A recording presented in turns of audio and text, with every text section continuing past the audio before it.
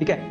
मैं एक नाम लेना चाहता था बट मैंने सोचा कि रहने देता हूं। बट रिसेंटली मैं बहुत रिस्पेक्ट करता हूं उस क्रिएटर की, because she is really amazing. उसकी वीडियोस बहुत अच्छी होती है।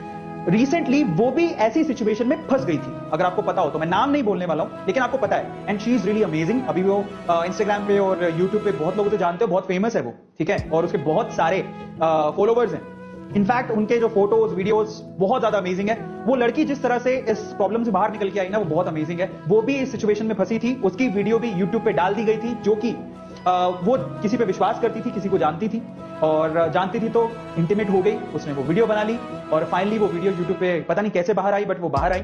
उसके बाद देखिए वो अगर उस लड़की में हिम्मत ना होती तो शायद वो हिम्मत हार जाती और आज शायद वो सोशल मीडिया पे ना होती। लेकिन उस लड़की ने सबका सामना किया।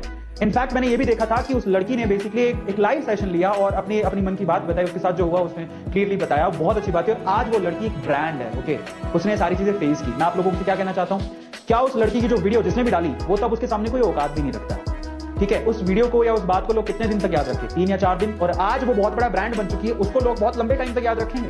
तो मैं आप लोगों से फाइनल सॉल्यूशन बताऊं क्या है। अगर आप इन सब चीजों में फंसे, आपको कोई ब्लैकमेल कर रहा है, तो आप ये मत घबराइए कि मेरी फोटो जो कि इंटीमेट थी या मेरी वीडियो जो कि इंटीमेट थी वो कोई बाहर निकाल देगा तो मेरे पापा क्या